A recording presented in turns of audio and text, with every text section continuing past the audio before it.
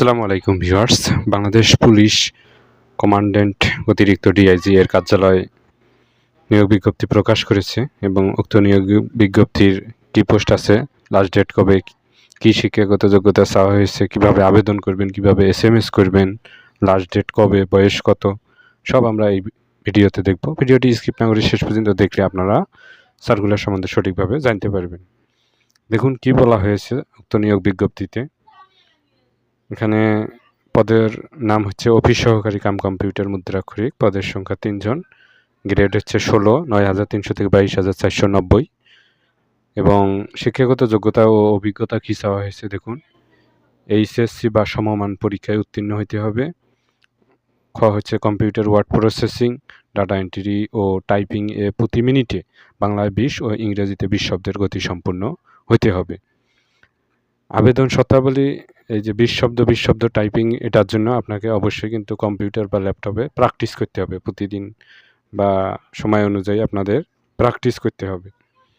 এখানে আবেদনের শর্তাবলীর ক্ষেত্রে কি বলা হয়েছে দেখুন, যে প্রার্থীকে অবশ্যই বাংলাদেশের নাগরিক ও রাজশাহী বিভাগের স্থায়ী বাসিন্দা হতে হবে।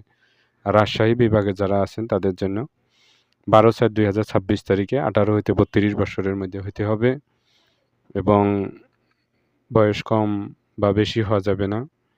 কাগজপত্র দেখুন কী কী লাগবে। সদ্য তোলা পাসপোর্ট সাইজের 2 কপি রঙিন ছবি, সকল শিক্ষাগত যোগ্যতা ও জাতীয় পরিচয়পত্র, অভিজ্ঞতা সনদ, মূল কপি, এগুলো মূল কপি, ফটোকপি সত্যায়িত অবশ্যই নিয়ে যাবেন।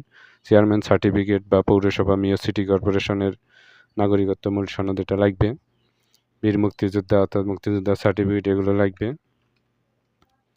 এখানে অবশ্যই একটি বিষয় গুরুত্বপূর্ণ যে অনলাইনে আবেদন শুরুর তারিখ হচ্ছে 12/4/2026, 10টা থেকে শুরু হবে। আর হচ্ছে লাস্ট ডেট হচ্ছে 11/5/2026। এটা লাস্ট ডেট 11/5/2026। তো এই সময়সীমার ভিতরে আপনাকে অনলাইনে আবেদন করতে হবে। অনলাইনে আবেদনপত্র পূরণ সংক্রান্ত নিয়মাবলীর ক্ষেত্রে বলেছে 12/4/2026 শুরু এবং লাস্ট ডেট 11/5/2026। আর ছবি হবে 300/300 আর স্বাক্ষর হবে 300/80। এই সময়ের ভিতরে আপনাকে অনলাইনে আবেদন করতে হবে। চেষ্টা করবেন প্রথমের দিকে আবেদন করার। পরবর্তীতে অনেক সার্ভার সমস্যা থাকে, হয় না। তো দেখুন এসএমএস কীভাবে করবেন। ফার্স্ট এসএমএসের ক্ষেত্রে কী বলেছে যে RRFRAJ স্পেস দিয়ে ইউজার আইডি, অর্থাৎ অ্যাপ্লিকেশন করার পর যে ইউজার আইডি পাবেন সেটি। তারপর দ্বিতীয় এসএমএস আবার এভাবে করতে হবে, RRFRAJ স্পেস দিয়ে ইয়েস দিতে হবে, তারপর পিন নাম্বার। এভাবে ফিরতি এসএমএস আসবে, কনগ্রাচুলেশন। তো এভাবে আপনাকে সঠিক নিয়মে মানে এসএমএস করতে হবে। আর অ্যাপ্লিকেশন করার সময় কোনো প্রকার ভুল করা যাবে না।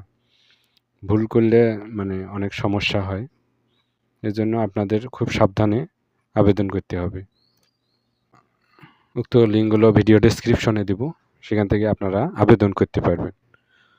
তো ভিউয়ার্স, জবের এরকম আপডেট ভিডিও পেতে অবশ্যই আমাদের চ্যানেলকে সাবস্ক্রাইব করবেন এবং সঙ্গে থাকবেন। ধন্যবাদ।